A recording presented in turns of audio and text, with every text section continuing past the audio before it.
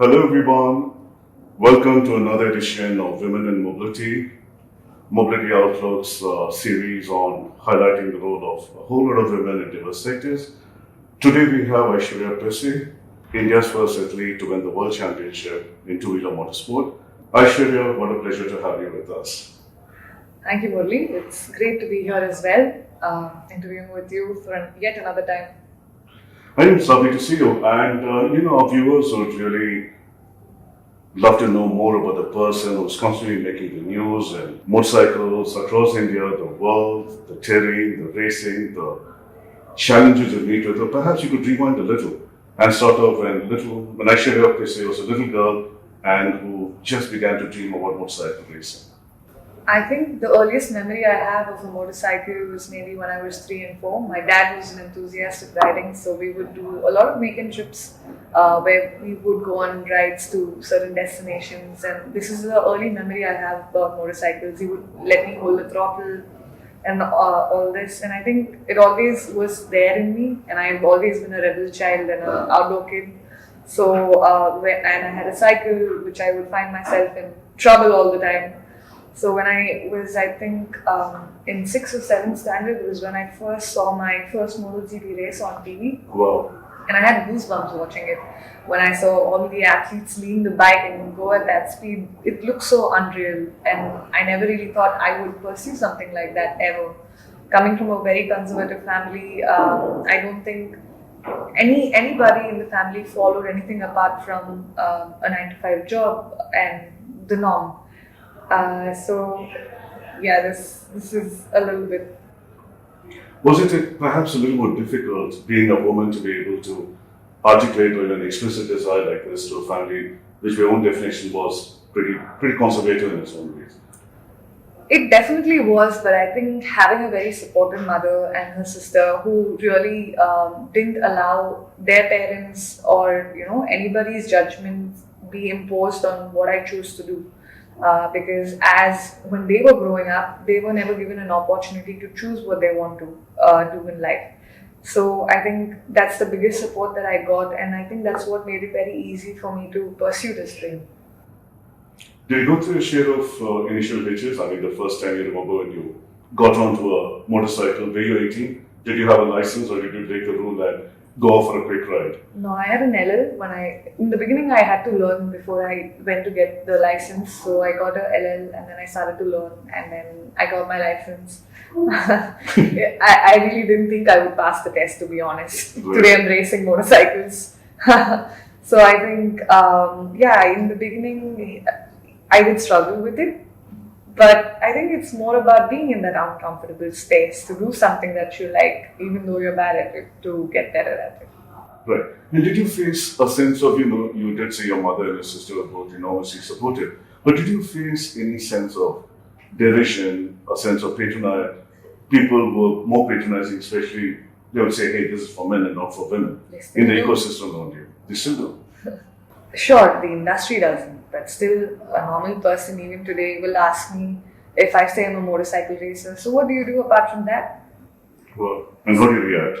I'm like, this is like any other sport, such as Sindhu, as they dedicate 100% of their time to win that world title. It takes two times more effort to do the same in motorsports because it's an extreme sport, endurance sport.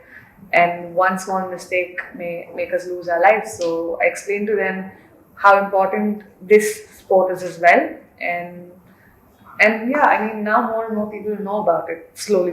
But the notion of this being a male-dominated sport or this even being considered as a sport, some people still do question. But the whole industry as a whole really supports it now. Well, over the years, you have gotten used to people asking you this and you could handle the situation. But what was it like when you started? It must have hurt. Comments like, women should be in the kitchen, you should be getting married at this age, not racing motorcycles. I'm sure you must have heard these rather condescending tones. Well, I think to begin with, the first thing was that everybody asked me to pursue this as a passion and not a career. Because even in our country, we have very few male riders who made this a career, like a full-fledged career. So when I aspired to do this, definitely they doubted that they were not able to do it being a man, how could me, being a woman, achieve it? There were a few people who also said, if you get scarred, how are you gonna get married? How will anybody marry you? But this was never the prerogative, right? Like the whole accidents happen even when you walk or whatever. But I think the same people who did say all these statements, I think the way I have answered all these questions is by my achievements or what I have been able to do over the years. And today the same people do respect what, that it's possible for not just a man but also a woman to achieve this. To those same people, have you become a role model of sorts where they would perhaps even tell their sisters or daughters, hey, look, you need to look at Aishwarya Pissay and perhaps become a racer yourself? Yes. Is it really happening? Yes. Wow, could you perhaps elaborate on that? I mean, I struggled. I'm not a fast learner. I probably took a lot more time than a usual person to be the best at this sport. And I think during the period when I was training and the period when I wasn't getting it. At some point, it was just not getting there. And there were a few people who said, maybe you're wasting your time on her and things like this. But today, the same people, I think, really support me in my journey and are there as my well-wishers and mentors. So that's really great. I think that's one small scenario. Right. You, of course, said that you've had a share of falls. And, as researching on you, I noticed you're really, what I would call the epitome of courage, a sense of almost every part of your body is taken a battering while riding. And what gives you the strength to come back and say, hey, look, it's time to move on? The bigger picture, the bigger goal of achieving what I have set my mind to or my eyes to. Because if I give up today, like any other sport, if anybody who was a pioneer gave up, it wouldn't be where it is. And it's very crucial for someone like me. If I've been able to make it here without no support from the family, financially and everything, I want to be able to show this to the world that any man or woman who aspires to pursue a career in motorsports can pursue it no matter what the obstacles are or what they have and what they don't have. At the back of your head, frankly, and this is something I need to ask you, Aishwarya, is it also the fact that you're a woman that made your sense of determination so much fiercer, improving your detractors wrong with the fall and coming back and saying, look, I need to prove a point? Was it much harder? Well, I think yes, there will be people who gossip or will have statements to make when you fall, but I think it's very important to have an ecosystem around you that helps you keep your head straight, has the vision at the same goal, has the vision towards the same project that we want to do, and I think that's pretty much how I get my head in the game. Yes, the accidents haven't been easy. I have dealt with PTSD and all of these things, but these are part and parcels of anything everybody goes through. It's just that some athletes talk about it and some don't. But I think the higher goal of achieving the goal to be at Dakar and the bigger picture of all of this and reminding myself to get back on the bike, I think these are the things that I keep talking to myself even during the recovery period and all of these things. And that helps me come back. I work with a sports psychologist as well, where we talk about fear, all these things that I was dealing with at the time. And I think with mental fitness is a part of an athlete's life that is not given the most importance to, but I think it plays a very crucial role to be at the top, and that's also what's helped me bounce back from my accidents. Are you therefore trying to suggest that things like this can even cause a sense of depression occasionally when you're absolutely down and out, and it becomes so much more difficult to get back on track? PTSD is that. It's technically a depression thing that happens after a trauma. So, especially an accident like mine, I think it was very difficult for me to fathom what had happened or whatever it was. At the time, I really didn't know. All that mattered to me was to be back on the bike, and the way I won the World Cup was I started planning for that World Cup on the hospital bed when I ruptured my pancreas in 2018. So that's when I started planning for the World Cup in 2019, and when I got and started putting together piece by piece where to train, where to go race, who to rent the bike from, all of these things one by one, and I made it happen in 2019. Wow. Could you perhaps, I'm sure our viewers would love to understand that, right from the time in 2018 where you're pretty much down and out, Yeah. and you had your eyes on the World Cup, what was the entire process like when the path to recovery and the path to the eventual triumph and pumping your fist in absolute joy? Well, I think I was very grateful to have my team by me. That's the Petronas TVS racing team that I was racing for at the time. Yes, the accidents do happen in races, and this one was just as a regular fall. But we found out that I had ruptured my pancreas when they took me to the hospital, and they said they have to do a surgery within 24 hours because the liquids were oozing out into the other organs, and that would have caused me to lose my life. So they, on top priority, they gave me a surgery the following day. They said that they would only place a prosthetic, but unfortunately it was very sticky, so they had to cut open my abdomen with 42 stitches to actually fix it. So which meant that it was baby steps to just walking, to being able to just do my regular stuff for the first 2 months. I was in the hospital in Spain for almost a month because my condition had not improved. Only at the end of 30 days did they let me come back to India. So it wasn't an easy journey, but I think rising from the ashes and you making the most of the situation is one of the crucial things for me. Wow. And then what happened? After you returned to India, you had to get back bit by bit, step by step, in a sense of rehabilitation, health-wise? Yes. So I think all the fitness that I was doing before the accident did happen, like my regular routine, really helped me bounce back faster. The doctor said it would take me 6 months to be back on the bike, but I was back on the bike in 3 months. Wow. And I won the national title that season in 2018. So I think it was so, like, that made me realize how crucial my training that I was doing every day was. If I was weaker physically or mentally, it would have been so difficult for me to bounce back from that. And what was it like, the World Championship, when you're out there with the memories of the hospital behind you? At that point in time, what was going through your mind? Fear, anxiety? At the World Championship again? Yeah, I do think I did see a lot of that, those memories in my head, but I think those were all very mellow sounds in the background. It was very crucial for me to not let that take over my mindset or over the goal that was set over the weekend. So I think it was a mellow sound somewhere to keep me alert, but it didn't really hamper the way I performed. That's fantastic. Congratulations, that's quite immense. Who are the people, or more specifically, the person who's been such a massive pillar of support you in your life? There's not been one person, but there are many people. So I think it's teamwork what is why I have reached where I have. Over the years of 8 years of being in motorsports or riding, I have had various coaches along the way that have helped me achieve my different goals. Like for road racing, it was Jiva and Anil. For how I entered rally was through Vishwas, and then I think then was TVS Racing, my boss Selvaraj.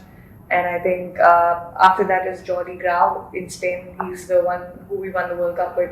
Nelly is my other coach here in India who helps me train. So it's not just one person, but I think my family, my coaches, my team, I think that's pretty much how or who I am today. I am who I am today because of all of them.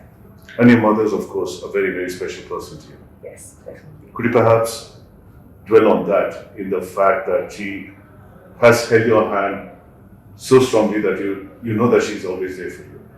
Well, she might not be a very emotionally, she might not show her emotions out so much, but I think a lot unsaid as well, I think she shows her love in the way of letting me pursue what I want to do. She shows her love in a way that, she's never really stopped me after these accidents. She knows it's just a part of the game, and she's always been supportive, been there for me. And I think I draw a lot of courage from her for the strong woman she has been over the years that I have seen growing up. And I think, I think I'm as strong-headed as I am because both my parents are the same way. Right. And you, of course, you also had a lot of other women idols also you respect, right? Yeah. So maybe we'll talk of some of them, fellow sports people or even film stars, if you will. Who are the people who really inspire you, women especially? I'm curious. My inspiration in women today is Lara Sanz. She races at Dakar and finishes top 15. She finishes ahead of about, 80 boys, and I want to be able to finish like her top 10 at Dakar as well. And apart from that, like I previously also said, people like Mary Kom, Priyanka Chopra, all the women breaking stereotypes, they inspire me. So these are the three women that I do look up to, and a few other too, like Lindsey Vonn from skiing, Haley Deegan from NASCAR, and I think it's great to see all these women create waves and create an impact and show people like me that it's possible to achieve this goal. Aishwarya, for someone who's traveled so much, do you also get the feeling when you look at women around the world, do you think that it just gets much tougher? Is it much tougher for women back home in India? Across fields, be it motorsport, be it films, be it, do you think women just have a harder time from your own experience? Well, I think every athlete, a woman athlete, goes through the same amount of struggle that a male athlete goes through, along with the fact that, a little bit more also because a male athlete is born with a lot more strength. A female athlete has to work for that strength. Like it takes a lot more effort, 10 times more effort than a man to be able to build that muscle or that strength. But that is a bridge that can be capped. And apart from that would be also being able, because you see so many male riders only do this, getting sponsors becomes very difficult as well. So I think there are these real problems that that every female athlete also goes through, and I think these are tackleable problems. Do you think, in a way, medium like cinema can play a role? Like, for instance, you have had a film like Dango, where it shows the real portrayal of the women wrestlers. So, similarly, are there women in cinema or specifically films that have caused you a certain sense of, wow, this is something else? It at least shows women effectively. I think Mary Kom for that matter, because that was the first women biopic that I saw in the Indian industry, and that really inspired me. And if you see today, the way boxing has grown over the years of that movie coming out, it's great, and the amount of support that sport is getting today is also really good. And I'm hoping that someday something such as this also happens with motorsports. I know, I really hope it does. And what's your message to a whole lot of women who will be watching this? Some of them will say, I want to be an Aishwarya Pissay, or I want to be a Mary Kom, I want to be a PV Sindhu. What's your message to them? Well, if you set your mind to it, and if you know what you want, don't let the naysayers drag you down, and focus on your goal, and you'll achieve what you set your mind to.